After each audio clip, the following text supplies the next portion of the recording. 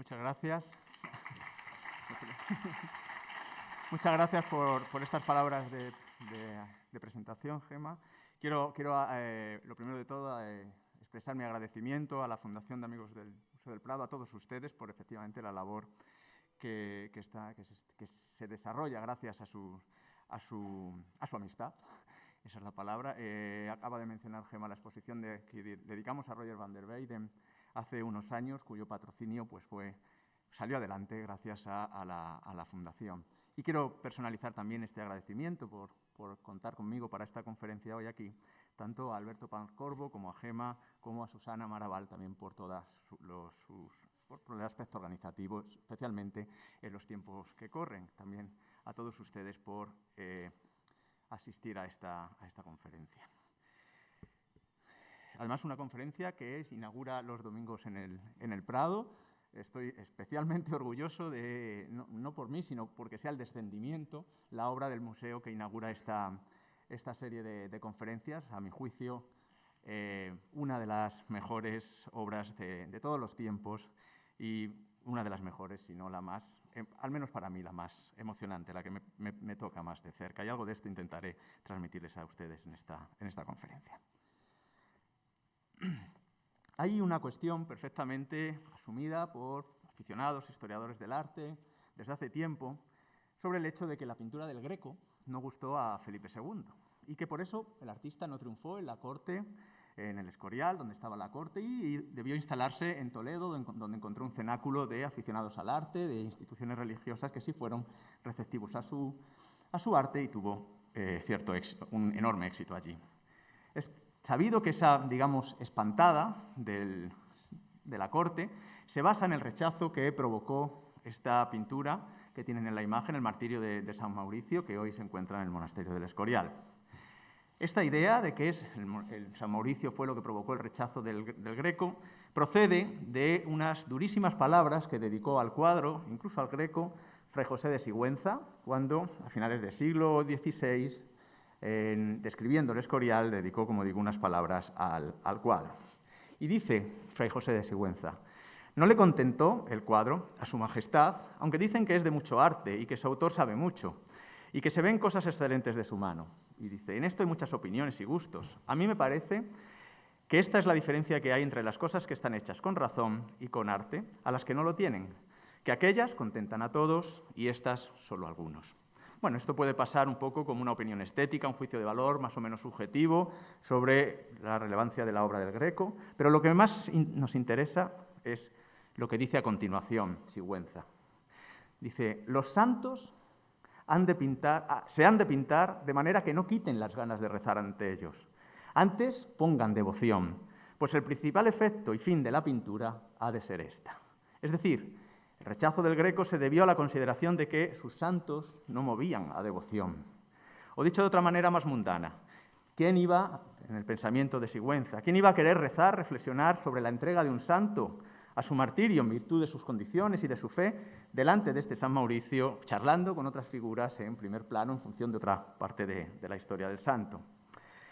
En realidad, esto es hasta cierto punto, por supuesto, comprensible. Un juicio tan severo por parte sobre la capacidad devocional de la obra del Greco, singularizada en este cuadro, ya sea por Felipe II o por Sigüenza. Se puede entender que no sintieran motivación devota, que no se emocionaran ante el San Mauricio del Greco, cuando ya hacía tiempo que podían ver colgado en sus propias paredes, en el Escorial, el que quizás sea el cuadro más absolutamente conmovedor de la historia de la pintura religiosa. El Descendimiento de Van der Weyden, Rogier van der Weyden, que el artista había realizado a mediados del siglo XV, los años 30. Luego entraremos en eso. Un prodigio artístico en cuanto a la capacidad que debe tener una obra de arte de conmocionar.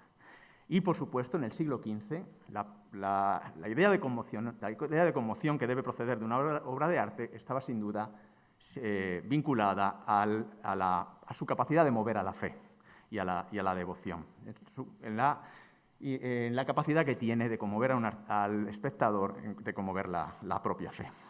Pero, ¿qué es exactamente lo que hace especial al Descendimiento? Con permiso, no me he dado cuenta, me voy a quitar la mascarilla, que además así se va se va a escuchar mucho mejor. Mejor, ¿verdad? Que, como decía, ¿qué es lo que hace tan especial al descendimiento en este sentido? La representación es absolutamente tradicional, conforme a las Escrituras, totalmente canónica, de un modo absolutamente realista. Roger van der Weyden capta el momento en que Cristo es bajado de la cruz por sus seguidores. Los personajes son los habituales en una iconografía establecida desde hacía tiempo, a lo largo del medievo, ¿no? El descenso de Cristo de la cruz. Van der Weyden traslada visualmente los hechos narrados en los evangelios de una manera fidedigna. Más los 4 evangelios, obviamente, narran este momento. Según los textos sagrados, Cristo fue crucificado en las afueras de Jerusalén, junto al lugar en el que la tradición establecía que estaba enterrado Adán. Detalle al que alude la calavera y el fémur, captados con ese exquisito realismo entre unas hierbas en primer plano, en alusión a una pequeña alusión al paisaje para situar, obviamente, dónde sucedió el acontecimiento. Veraz en cuanto a la interpretación de las Escrituras. Más que a la interpretación, a la plasmación de lo que cuentan las Escrituras. El cuerpo de Cristo, según los textos, fue tomado por sus seguidores, bajado de la cruz y posteriormente enterrado en una tumba que un rico comerciante judío, José de Arimatea, tenía reservada para sí mismo y que cedió a Jesús. Roger pinta el momento preciso en que el cuerpo de Cristo es tomado por Arimatea, que por esta rica capa de brocado que tiene el personaje que vemos a la derecha, hemos de entender que se trata de esta figura. Y el otro personaje es, obviamente, Nicodemo, otro de los seguidores de Cristo, que toma al cuerpo de Jesús de una manera absolutamente reverencial, sin tocarlo con sus manos, simplemente tocando esa tela blanca que luego será el sudario en que será enterrado Cristo. Son ayudados en ese delicado gesto del descendimiento por una figura joven que está situada sobre la escalera, agarrándose con el brazo derecho, y que con el izquierdo sujeta el brazo de Cristo para ayudar a los 2 personajes de la izquierda. Por esa fisonomía africana podemos interpretar que se trata posiblemente de uno de los sirvientes de Arimatea, aunque tiene unas ropas bastante ricas también. Luego hablaremos un poco de él también. Más a la derecha, en un extremo de la composición, lo vemos en el detalle, se representa a María Magdalena, obviamente, y esto ya es importante, literalmente retorciéndose de dolor. Ese gesto es un gesto obvio para transmitir el dolor, que va a tener una repercusión visual y va a influenciar muchísimo en artistas a partir de entonces, de este cuadro. Se representa elegantemente vestida, portando un cinturón donde se aprecia la inscripción Jesús María, que vemos en este magnífico detalle. Es importante también captar la capacidad, la riqueza, la sutileza del traje. A su lado, al lado de Magdalena, un anciano barbado, vestido de verde, sostiene un tarro de ungüentos, tradicional alusión quizás a los afeites de la Magdalena, aunque quizás también podemos entender que pueden ser una alusión a las unciones a las que será sometido el cuerpo de Cristo antes de ser enterrado. En cualquier caso, este personaje lo vemos aquí, está situado detrás de Arimatea y podemos entender que es otro de sus sirvientes, quizás. Al otro lado de la cruz, María, la Virgen, sumida en un insoportable dolor por la muerte de su hijo, palidece y cae desmayada. Su cuerpo es apenas sostenido por San Juan y por una figura femenina de verde, probablemente María Salomé, la hermana de la Virgen, y tras ellos se sitúa María Cleofás, la esposa del Zebedeo y madre de 2 de los apóstoles, que según narran los evangelios estaba presente en el momento de la crucifixión, en el momento de bajar a Cristo de la cruz y en el momento del enterramiento. Es decir, se representan las 3 Marías conforme a otra tradición establecida en el medievo, pero con base, por supuesto, en los evangelios. El conjunto, como vemos, es una perfecta exposición de la narración evangélica, pero sobre todo es una exposición absolutamente dramática del acontecimiento.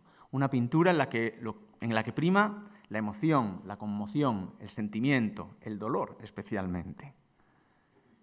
Fíjense en este detalle. La mayoría de las figuras están captadas llorando. De sus rostros caen lágrimas, no pueden contener el dolor por el acontecimiento, por la muerte de Cristo, por bajar el cuerpo muerto de Cristo de la cruz.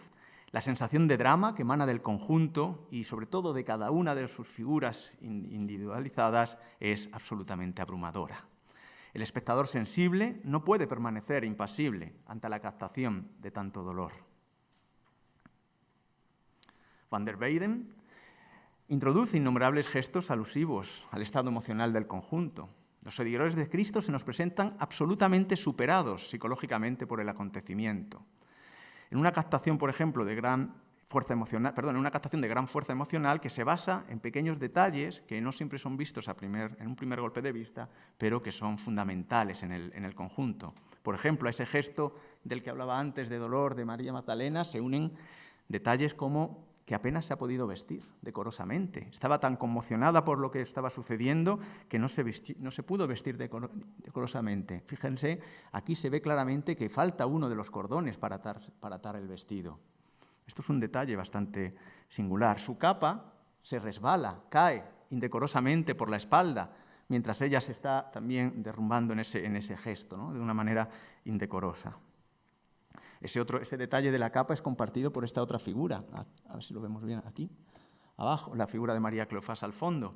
La capa azul se le está cayendo, apenas la puede sujetar con los dedos de la mano, mientras está sumida en ese dolor y prácticamente no se percata de este detalle. El dolor le impide percatarse de lo que realmente le está sucediendo. La propia María Salomé lleva enrollada su capa, aquí lo vemos, lleva enrollada la capa alrededor de la cintura en una posición muy extraña porque la ha tenido que soltar en un momento para sujetar a María mientras ésta caía. Esto además es un recurso que permite a Van der Weyden pues, representar, no sé si lo ven abajo, el interior del forro de la capa de María Salomé y por tanto pues, con ese gusto por las pieles tan especial en la captación de la realidad física de los objetos, como es Van der Weyden. Además, fíjense también cómo la preciosidad, la exquisita preciosidad con la que el vestido ceñido pues, está atado también de una manera apresurada por ese cordón. En cualquier caso, de nuevo, es una figura que apenas se ha podido vestir en las prisas, por el acontecimiento, la premura, por lo que está sucediendo. El cuello no está perfectamente atado, ¿no? Dejando que se vea un poco el cuerpo. José de Arimatea, un hombre rico, elegante, que gustaba de vestir ropas elegantes, como vemos por la capa, tampoco se ha vestido adecuadamente, se ha vestido apresuradamente. Lo vemos muy bien, o al menos en este detalle, abajo, en los broches de su cuello, ¿no? Un detalle que en el conjunto de la pintura puede pasar desapercibida, pero que es un detalle narrativo fundamental. Se ha vestido con prisa, se ha vestido apresuradamente, estaba conmocionado cuando se vistió para acudir a este lugar. Sus venas, por otro lado, lo vemos aquí, lo vemos en la cabeza, se hinchan por el sufrimiento, por el dolor. Un dolor que en el caso de todas las figuras, pero se ve muy bien en Arimatea, es también físico. Está captado en una posición, vemos aquí un poco la figura, espero que lo vean, en una posición absolutamente difícil, con una rodilla hacia adentro, intentando agacharse para sostener el cuerpo de Cristo, para intentar sujetarlo de alguna manera con la cadera, para sujetar con la cadera las piernas de Cristo, en una posición dura, difícil físicamente, dolorosa, y sobre todo dolorosa y que le obliga a hacer un esfuerzo inapropiado para su edad. Sus venas, por tanto, se hinchan en un gesto de realidad absoluta, ¿no? por el esfuerzo. Está sufriendo físicamente, no solo psicológicamente. En la premura, además, por el movimiento, pisa, como vemos aquí, pisa el manto de María Magdalena y, por tanto, también contribuye a su caída. Es decir, las figuras están enlazadas perfectamente unas con otras. Lo ve arriba también. Toda la obra está cargada de este tipo de pequeños detalles con una profunda significación que delatan el horror del acontecimiento. Los más contundentes se dan, por supuesto, en relación a la captación del drama que sufre María, la Madre de Jesús. La Virgen es captada en su dolor, absolutamente enajenada, entregada a su sufrimiento, como todas las figuras sufre, obviamente, pero en ella ese abandono y ese dolor que veíamos en las otras figuras es mayor. Se desmaya y se derrumba, cae, se derrumba física y psicológicamente ante el acontecimiento. En la caída, además, pierde indecorosamente los zapatos. No sé si los vemos. No sé cómo hacer para... ¿Cuál era la...? Bueno, no sé si los ven, pero hay los zapatos, uno al lado de la media roja de Nicodemo, el otro al fondo, al lado de la cruz. Es evidente que esos zapatos, tal cual están representados, no están calzando los pies de María. Los zapatos se han caído mientras ella se derrumbaba, como la capa de Magdalena. Las figuras están perdiendo su decoro físico ante el drama que están sufriendo.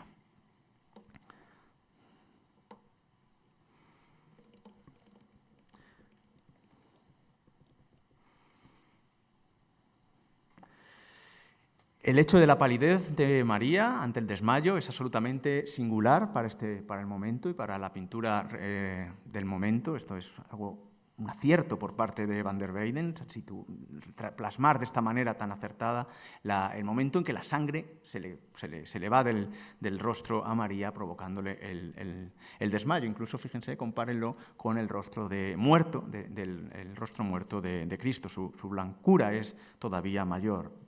Aparenta haber perdido más sangre del rostro. El espectador, sin duda, ha de conmoverse ante estos gestos, necesariamente, ante la sublime plasmación del dolor de María por la pérdida de su hijo. Las manos de ambos caen, muertas, todas las manos, las dos manos de cada uno de ellos, sin vida. Rogier van der Weyden las presenta muy juntas, tanto la de Cristo con las llagas como la de María, pero no se pueden tocar. Ya no se van a poder tocar nunca más. María no va a poder tocar el cuerpo de su hijo, al menos el cuerpo vivo de su hijo. Esto es la manera en la que Van der Weyden transmite el absoluto dolor, el drama que se quiere representar. Por otro lado, el cuerpo de María, y esto es fundamental, reproduce la posición del cuerpo de Cristo. Fíjense, están exactamente en la misma posición. Los dos uno está muerto, un cuerpo está muerto, el otro está desmayado, pero los dos están derrumbados, están derrotados, diríamos, y representados de la misma manera. Y esto es un acierto iconográfico por parte de Van der Weyden. María está mostrada en su condición de compartiendo protagonismo con Cristo, en su condición de corredentora, corredentrix. Esto es una interpretación que hizo Panofsky hace muchos años y que es absolutamente acertada. María está viviendo en el cuadro, María vivió, y esto transmite Van der Weyden en el cuadro, su propia pasión. El dolor físico que sufrió Cristo durante el momento de la pasión es el dolor emocional, psicológico, que está sufriendo María. Y al mostrarlo aquí, lo que se representa es la compasión de María, en el sentido de pasión compartida. Compasión, etimológicamente, significa pasión compartida. Y insisto, la figura de María es también, por tanto, la redentora. A través de ella también, de alguna manera, se redimen los pecados de la humanidad. Otros detalles tienen una fortísima carga simbólica y emocional. Por ejemplo, el hecho de que el perizonium de Cristo que ven aquí en primer plano, en el fondo es un velo de María, como si en un momento dado María se hubiera quitado el velo para tapar la desnudez, una de las telas de su velo para tapar la desnudez de Cristo. O el detalle impactante, casi expresionista, de la sangre corriendo, o vista, mejor dicho, a través del paño, de la transparencia del paño de Cristo, ¿no? Para transmitir en el horror de la sangre. Además, por otro lado, todo un prodigio la capacidad del artista de transmitir la realidad física. La incipiente barba de Jesús es también otro detalle que delata la sensible capacidad de Rogier van der Weyden por la captación de la realidad. Su agonía, y eso se quiere transmitir aquí, comenzó varios días atrás. Es producto de varios días de sufrimiento. No solo es la crucifixión, no solo es este momento, sino que el sufrimiento de Cristo ha durado varios días. Como son también elocuentes en este sentido los regueros de sangre que están en su cabeza. Fíjense que no es sangre corriendo hacia abajo, según la gravedad dada la posición de la cabeza. No, es sangre seca del sufrimiento que se le infligió el día anterior durante el momento de la coronación de espinas y de la tortura de Cristo. Esto es a lo que se quiere aludir aquí. Su boca está entreabierta.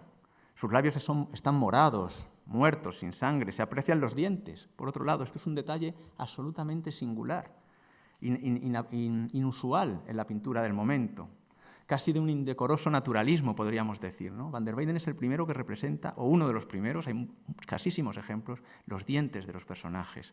Algo de nuevo que transmite esa capacidad de percepción de la realidad que tenía el maestro flamenco neerlandés.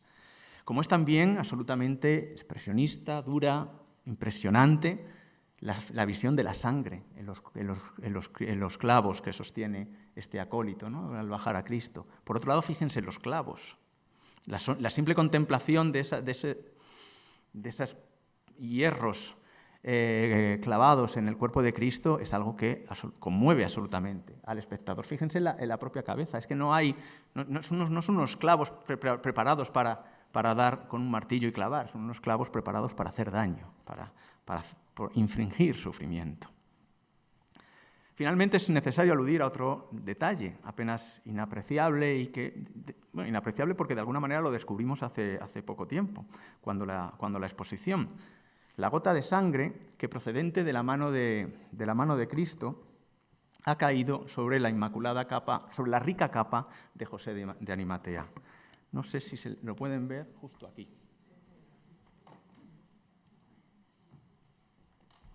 Esto, en un conjunto de una obra que mide 2 metros de ancho y casi 2,40 de alto, es prácticamente inapreciable.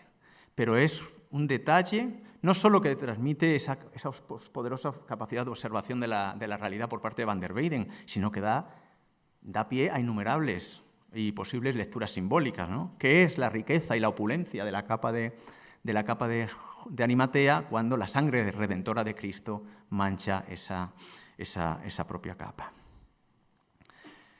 Es, por tanto, evidente que Van der Weyden está poniendo aquí sus pinceles al servicio de la más poderosa captación de la realidad, una realidad en todos los detalles más profundos, más delicados, y es evidente que esa realidad está al servicio de incitar al fervor religioso, de conmover al fiel. El descendimiento es, por tanto, una obra narrativa, cuenta el momento que se baja Cristo de la cruz, veraz, pero es una obra devocional. Es una obra donde los detalles, en ocasiones, como acabamos de ver, casi imperceptibles a primer golpe de vista, se utilizan de manera inteligente y segura, pero también absolutamente ortodoxa, canónica. Hay detalles en los que, como digo, apenas se perciben en el primer golpe de vista, pero cuando se recorre el cuadro con tranquilidad, se percata el espectador de algunos de estos detalles y de la trascendencia que pueden llegar a tener. Otro ejemplo, nótese la herida en el costado de Cristo. Espero que lo puedan ver bien y recuerden lo que dice Juan en el Evangelio en el capítulo 19, versículo 34. Pero uno de los soldados le abrió el costado con una lanza y al instante salió sangre y agua.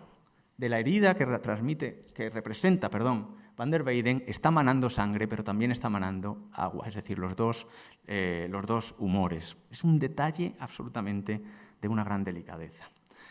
Otra cuestión de fuerte relevancia intelectual, de nuevo casi inapreciable o que a veces pasa de estar percibido, el titulum, la cartela sobre el crucero de Cristo, de la cruz.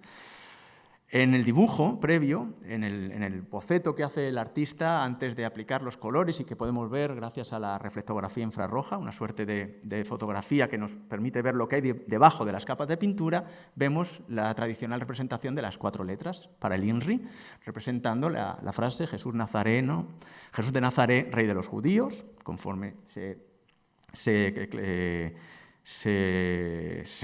burlonamente se la colocaron a Cristo, ¿no?, según las iniciales. Pero, sin embargo, lo que pinta, como vemos debajo, Van der Weyden es otra cosa. En un momento dado decide cambiarlo a esas otras letras, cuya transcripción ven debajo. Durante mucho tiempo se ha dicho que lo que estaba haciendo Cristo era colocar las iniciales en griego, pero esto no es así. Si la frase equivalente en griego, como vemos en la parte baja, las letras iniciales serían las que vemos aquí, tanto un cuerpo alto como un cuerpo bajo. Y eso no es lo que está representando lo que está representando Van der Weyden. Aquí, Van der Weyden lo que está haciendo es utilizando el alfabeto hebreo. Es decir, de nuevo, un gesto clarísimo en este caso de realidad histórica, veraz. Si el acontecimiento sucede en Judea, lo que se coloca son letras en hebreo. De hecho, la imagen tiene una fuerte componente de ambientación histórica, sin anacronismos, algo que de por sí es infrecuente en el momento, y que se comprueba, por ejemplo, con la presencia, aquí lo vemos al fondo, de un tallit al viento, justo donde está el personaje sobre la cruz, pero que lo vean recortado sobre el fondo dorado. El tayit, aquí les enseño un ejemplo moderno, es una indumentaria específicamente judía, hebrea, con grandes connotaciones simbólicas y litúrgicas, usada en ocasiones muy concretas. El que aparece aquí es un tayit de estola y otros tayit que son más una especie de capa o de prenda mucho más grande. Su presencia aquí ofrece, sin embargo, numerosas dudas. Algunas pueden ser iconográficas, ¿no?, como decía, pero también visuales. La primera de ellas, ¿a quién pertenece el tayit? ¿Pertenece a Cristo? Era judío y lo ha perdido el cuerpo de Cristo durante toda la conmoción del momento. Y si es así, ¿dónde está? ¿Está flotando al viento? ¿Lo tiene sujeto el sirviente? ¿Es lo que lleva atado el sirviente, si es que es un sirviente, en la cabeza? Esto todavía no queda demasiado sujeto. Realmente, como digo, es un sirviente, por las facciones africanas lo podemos entender, pero por el traje tan elegante es difícil de comprender. Es una alusión a un nuevo judío, porque es una prenda suya. Hay detalles todavía no perfectamente interpretados de la obra de Van der Weyden, y eso es lo que todavía nos provoca emoción intelectual y un desafío muy grande ante la obra. Pero pasemos a otra cuestión, ¿no? Hemos tratado mucho y utilizado conscientemente lo que llevamos de conferencia, palabras como realidad, veracidad, verosimilitud, fidelidad al acontecimiento, a las escrituras, pero ¿realmente estamos ante una obra realista? ¿Qué es el descendimiento más allá de la narración de un acontecimiento evangélico, un acontecimiento histórico y la magistral exposición del dolor y la enajenación psicológica ante la muerte de Cristo, como acabo de comentar?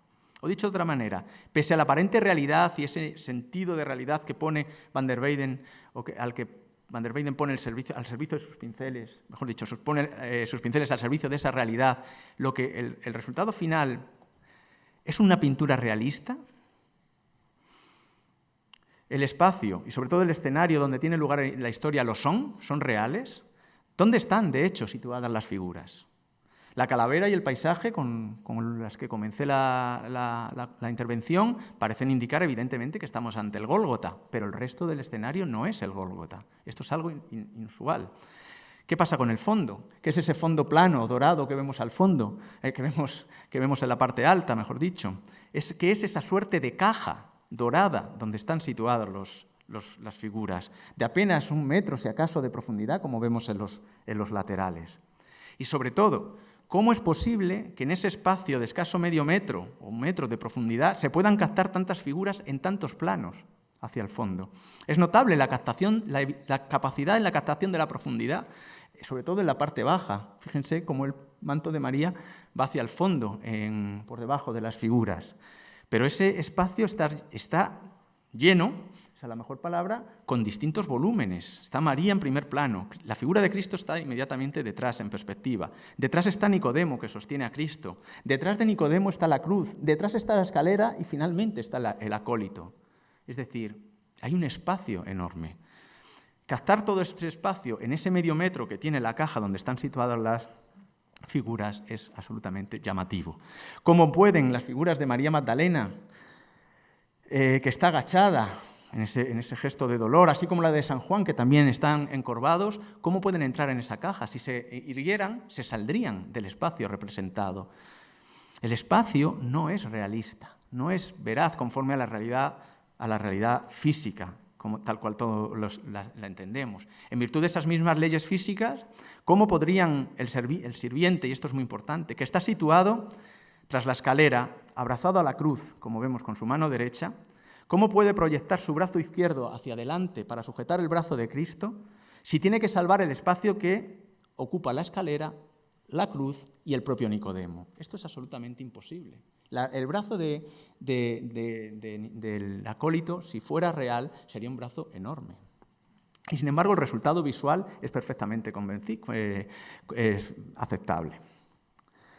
El propio travesaño, que claramente, y esto también es muy importante, está situado detrás de la tracería, lo ven en la parte alta, y la tracería marca el primerísimo plano, porque, y esto es difícil verlo en este detalle, pero la tracería se continúa aquí,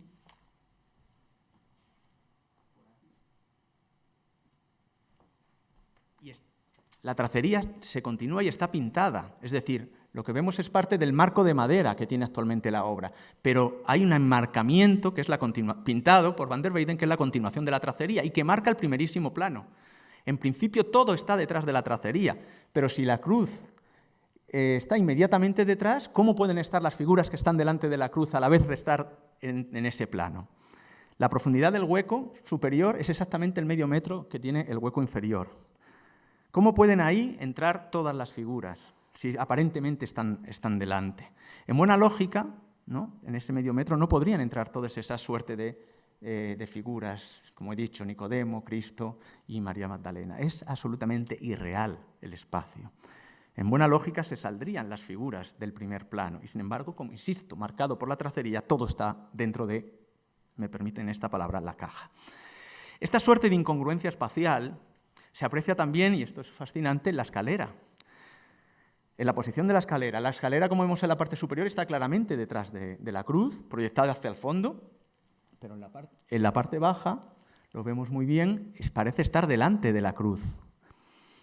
Y sin embargo, cuando vemos el conjunto, no nos llama la atención, no nos produce un rechazo visual, al menos inmediatamente, salvo cuando profundizamos en ello. Y finalmente, la más evidente de todas estas aparentes incongruencias visuales.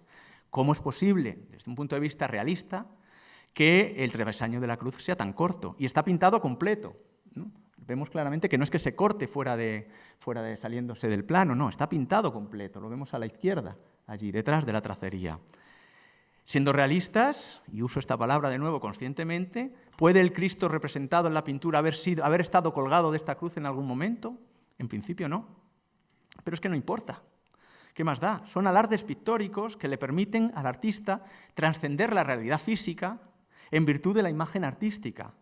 Y también por esas incongruencias provoca una absoluta angustia en un espectador sensible, observador de los detalles, y esa angustia, digamos, visual, se complementa con la angustia del acontecimiento representado, del dolor por la muerte de Cristo. El cuadro nos provoca incomodidad, no solo por ese acontecimiento, sino también por las incertidumbres que provoca el tipo de representación, el espacio en el que están colocadas las figuras. La realidad que vemos en el descendimiento es aparente, casi me atrevería a decir falsa. Es una realidad más psicológica que física. Aquí lo que prima es la captación real, veraz del sentimiento, la reflexión en torno al acontecimiento. Es una obra emocionante, pero por tanto también es una obra intelectual para reflexionar, para pensar sobre ello. Y esto nos lleva a otra cuestión, que también es muy conocida, pero que hay que llamar la atención sobre ello, por supuesto. Otra reflexión que provoca Van der Weyden en la obra, la reflexión en torno a las posibilidades de la imagen artística y la representación del hecho religioso. La pintura, la vemos arriba en el detalle, en realidad no es otra cosa que la representación de un retablo de escultura, un retablo de esculturas policromadas. Les pongo aquí varios ejemplos, no tienen ninguna relación directa, pero tipos de ejemplos de retablos de altar propios del siglo XV, flamencos. XV es principio del XVI, el de arriba está en Estrasburgo, pero esto era muy frecuente en la imaginería artística de la época. Este está en Covarrubias, por cierto, y es quizás el más... Lo que está captando Van der Weyden es, en pintura, algo parecido a esto, obviamente sin las alas, de momento. Luego veremos otra cosa muy interesante. Y además, con esa forma que tiene en la parte superior, está reproduciendo la forma de los retablos escultóricos más habituales en el Brabante del siglo XV. Y Lovaina está, por supuesto, en Brabante. Digo Lovaina por lo que ahora vamos a ver, que es donde se hizo la obra.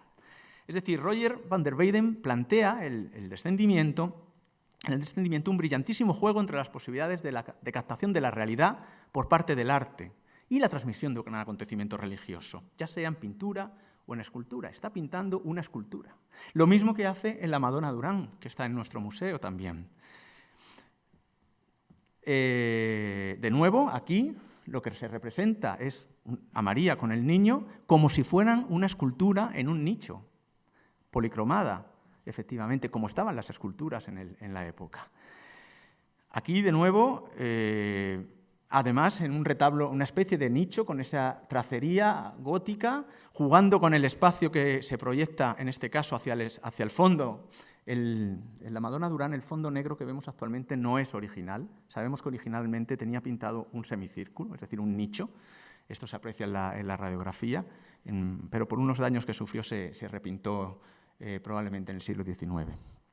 En cualquier caso, juega con ese fondo, la perspectiva hacia el fondo y la perspectiva que sale hacia el espectador a través de la ménsula que veíamos antes, como parecían proyectarse las figuras del descendimiento hacia nosotros.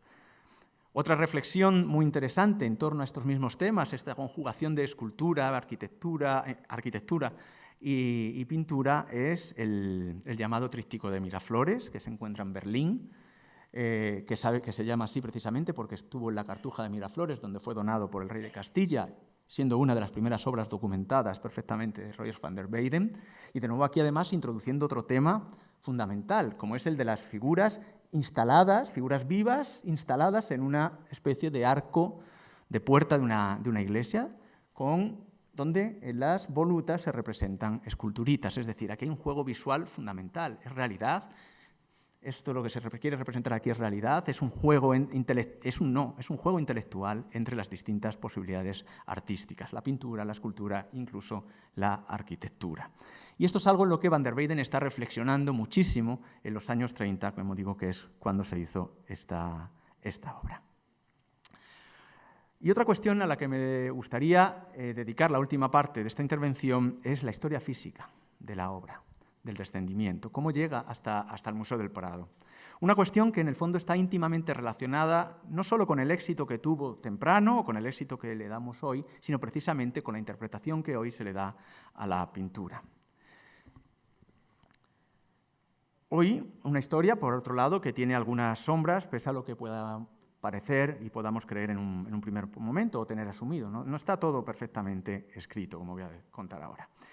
De hecho, es una obra fascinante en un aspecto. Pese a no existir ningún documento preciso sobre el encargo, ni haber obtenido los datos principales de la obra de una manera directa, pues no sé, a través de un documento, de un encargo concreto, sabemos todo de esta obra, tenemos absolutamente asumido todos los datos, no tenemos ninguna duda, y como digo, casi todos es a través de indicios, sobre todo indicios posteriores. Los datos que se han tenido de la obra son casi siempre posteriores. Me explico. En cuanto al comitente, es decir, ¿quién encargó esta obra a van der Weyden? Pues no tenemos un encargo, no lo sabemos. No conocemos un documento de quién lo encargó y sin embargo lo sabemos. Es sabido que esta obra se hace para la cofradía de ballesteros, del gremio de ballesteros, que este gremio tenía en la iglesia de Nuestra Señora Extramuros en Lovaina. Una iglesia que vemos aquí en distintas imágenes de otras épocas, la de arriba es del siglo XIX, y que como vemos en el plano de la parte baja, se encontraba, como su nombre indica, fuera de los muros de la ciudad.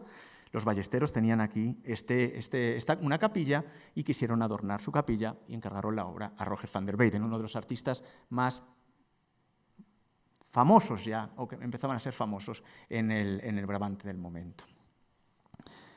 Y además, esto lo confirma, como siempre se ha dicho, y es también muy conocido, por las ballestas que van der Weyden pintó en ambas esquinas, colgando de la tracería, que por otro lado es un alarde artístico absolutamente, ya no solo iconográfico, sino artista, absolutamente fascinante, cómo la luz incide de distinta manera en cada una de las ballestas, ¿no? Porque en un lado está recibiendo la luz directa y recortada sobre un fondo dorado, y en el otro lado está recibiendo la luz en otra posición y está recortada sobre un fondo en sombra. Es decir, hasta en estos mínimos detalles van der Weyden muestra su capacidad, su observación de la realidad. Unos miembros del gremio de ballesteros que debieron quedar fascinados cuando se les mostró el cuadro y vieron cómo las dos figuras principales que tienen, que como he dicho antes son las protagonistas del cuadro, por la propia forma en la que están captados, no están haciendo otra cosa que reproducir la forma de una ballesta, ¿no? Es decir, ¿qué miembro del gremio de ballesteros no se iba a quedar verdaderamente, permítanme la palabra, alucinado ante esta magnífica reflexión y ante este magnífico detalle, ¿no? Pues obviamente debieron quedar contentísimos. Y esto es importante también para otra cosa que vamos a ver luego. El comitente, por tanto, lo sabemos. La fecha de ejecución la hemos podido deducir por estilo. Es una obra, como he dicho antes, en los años 30, donde se juega con esas reflexiones en torno a la escultura, la pintura. Pero con seguridad hay un dato fundamental: la obra nunca se hizo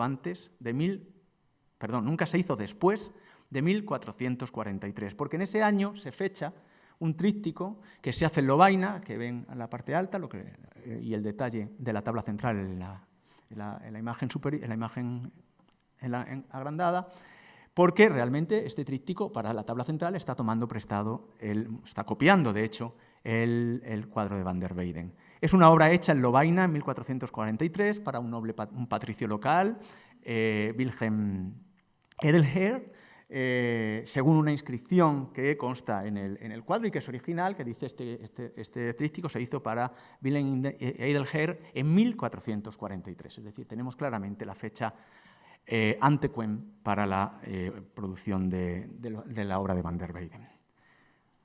¿Y el autor? Sí, es una obra de Van der Weyden, pero si no hay un encargo, ¿por qué lo sabemos?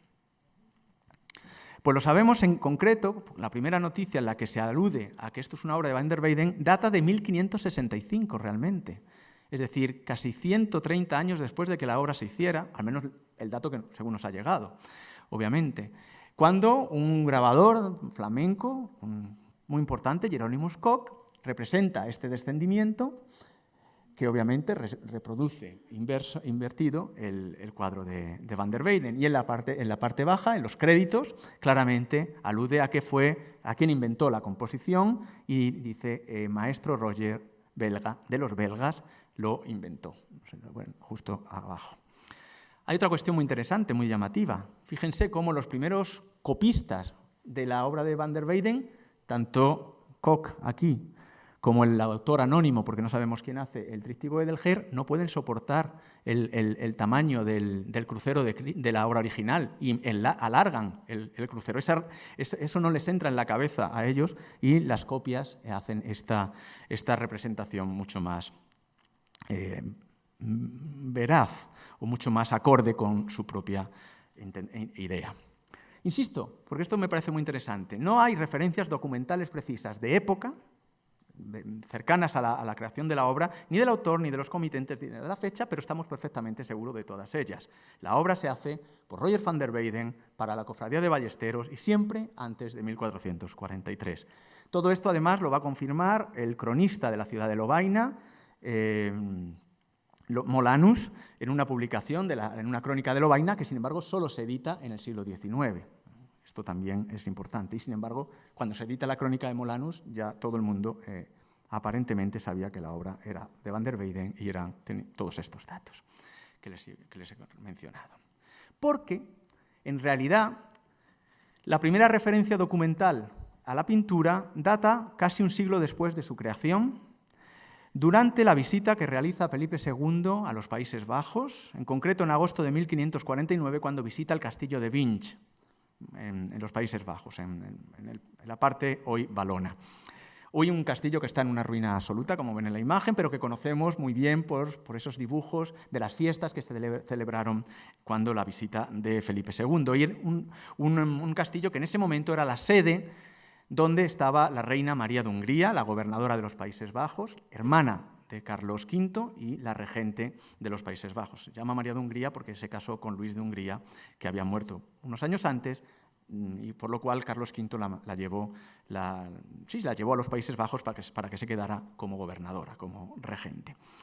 En una descripción literaria que se conserva, escrita por Vicente Álvarez, de la visita de Felipe II a este palacio, y que se publica en el libro, en un compendio llamado El felicísimo viaje del príncipe Nuestro Señor a los Países Bajos por Calvete de la Estrella, como decía, se describe la obra por primera vez, por supuesto sin mencionar el autor, y sin mencionar realmente para dónde había sido realizada.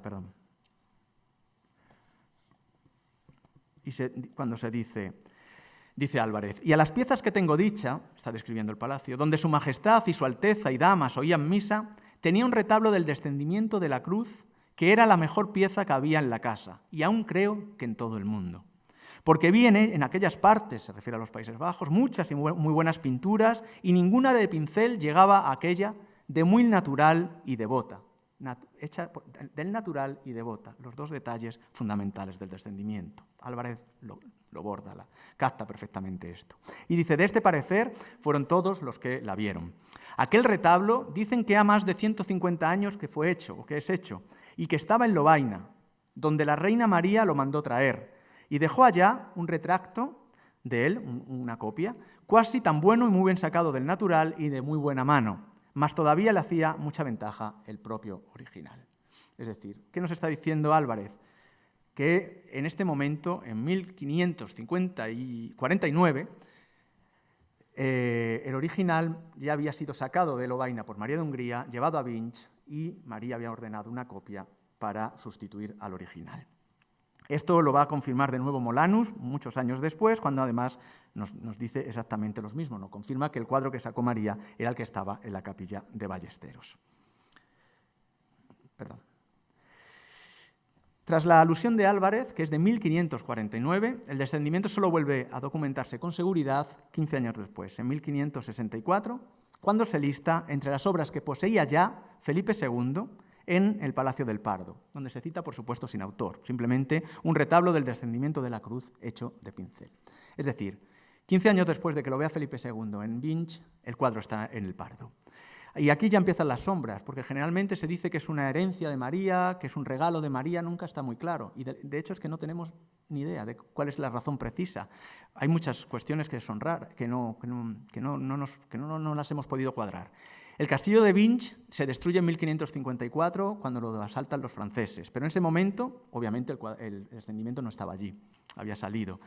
En el año 55 abdican María de Hungría y Carlos V, y al año siguiente ya están en España, donde se instalan. En el año 58 muere María de Hungría, y el inventario de sus obras, donde aparecen numerosas y muy importantes obras de arte, por ejemplo, las Furias de Tiziano, que tenemos aquí en el Prado, el matrimonio Arnolfini de la National Gallery, que ella había heredado de Margarita de Austria, está en ese inventario, y sin embargo el descendimiento no está en ese inventario. No hemos localizado el descendimiento.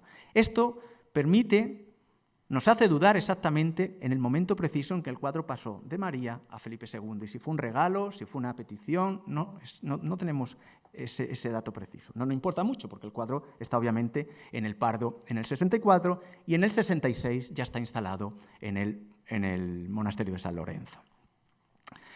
Esto lo sabemos por una carta que escribe Gaspar Becerra al secretario del rey, en la que se describe el cuadro en estos términos.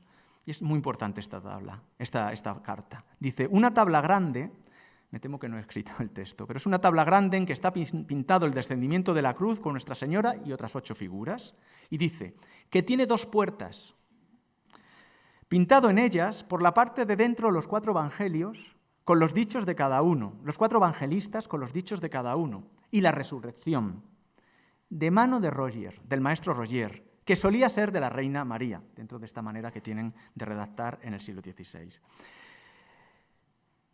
Pintadas por de fuera, las puertas, de mano de Juan Fernández el Mudo, de negro y blanco, es decir, en grisalla, sin decir el tema. Es decir, si analizamos la carta de Gaspar Becerra, entendemos que en el 66 el cuadro está en el Escorial, que tiene puertas, que en el interior de las puertas están pintados los evangelistas con algún cartel, con las frases habituales de ellos, o alguna lección de alguna frase, con la resurrección, no sabemos exactamente cómo, y los reversos están pintados el reverso de las alas está pintado por Juan Navarrete el Mudo.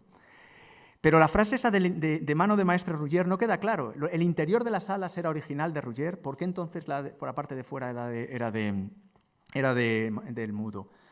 ¿Está confundido Gaspar Becerra? No lo sabemos, porque en realidad esas alas nunca han aparecido. No han aparecido, ojalá aparecieran en algún sótano en el Escorial, esto sería rarísimo a estas alturas, pero no se sabe exactamente dónde están.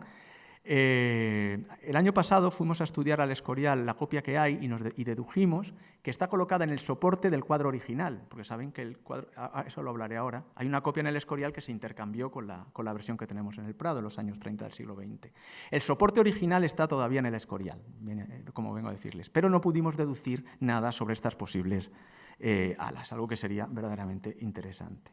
Como ven, les confieso todavía las cosas que no sabemos del descendimiento, no todo podemos saberlo. Y otra cuestión muy interesante, ya para acabar la historia del cuadro.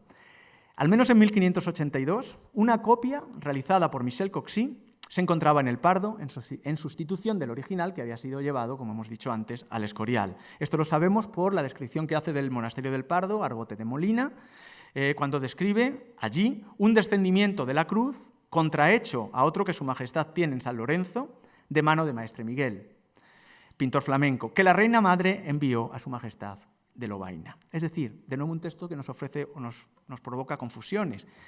Esto ha hecho pensar que el cuadro que envía María de Hungría a Felipe II es la copia de Michel Coxy. Aunque esto no parece tampoco que tenga mucho sentido. ¿Cómo le va a mandar una copia si ya le había mandado el original? Hemos estudiado esta copia, que es la que digo, se encuentra actualmente en el monasterio del Escorial, y entendemos que se hace en unos años muy cercanos al viaje que hizo el rey, que hizo Felipe II a los Países Bajos. Es más probable que en realidad esa copia fuera lo primero que consiguió el rey ante la belleza del cuadro que vio en Binch y años después consiguiera el original entregado por María de Hungría o a la muerte de María de Hungría o por alguna manera que, como digo, no sabemos o no conocemos en todos sus detalles.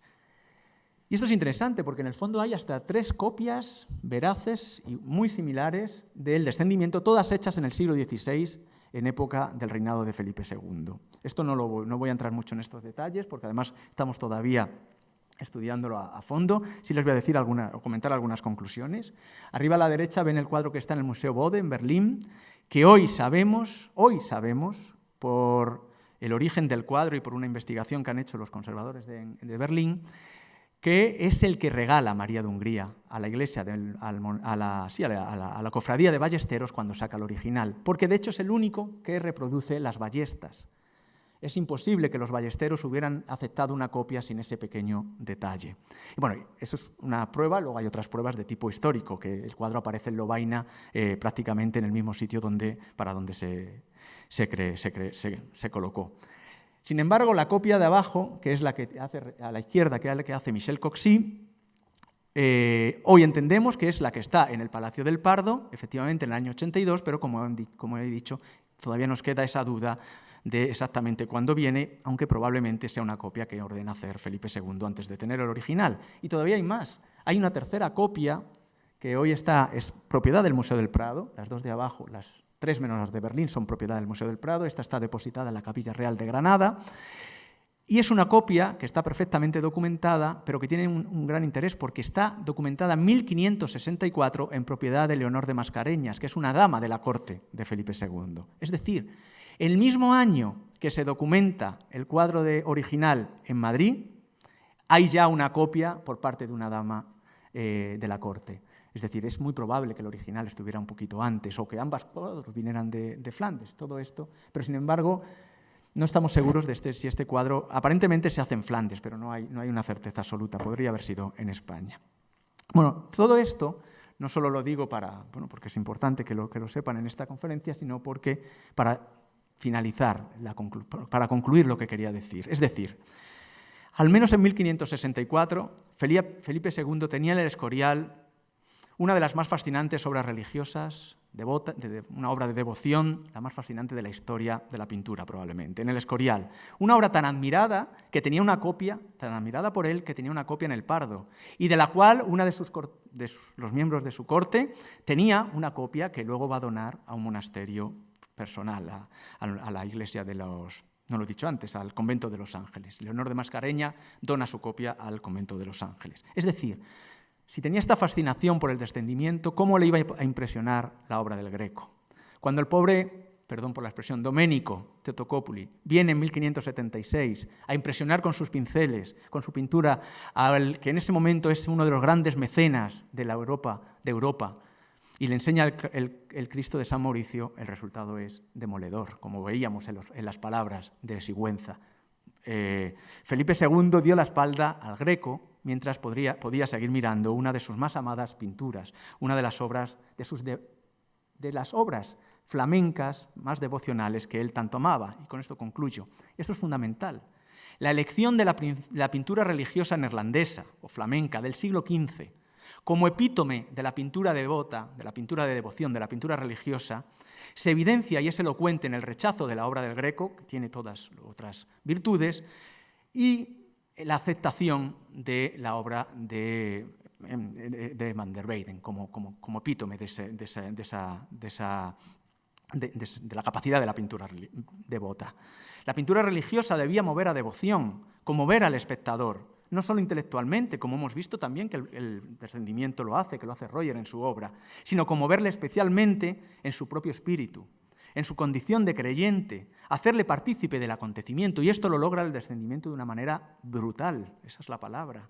Y esto es no es algo casual, esto está muy instalado, por otro lado, en la corriente espiritual del siglo XVI en la que vive Felipe II, en lo que se llama la devotio moderna, donde no solo se reza ante una imagen, sino que el fiel se empatiza ante lo que ve, se pone en el lugar de lo que ve, se pone en el lugar del dolor de Cristo en la cruz, y en este caso se pone en el lugar de los seguidores de Cristo absolutamente destrozados, enajenados, hasta el punto de que no les importa cómo están vestidos, por el dolor que les produce la muerte de Cristo.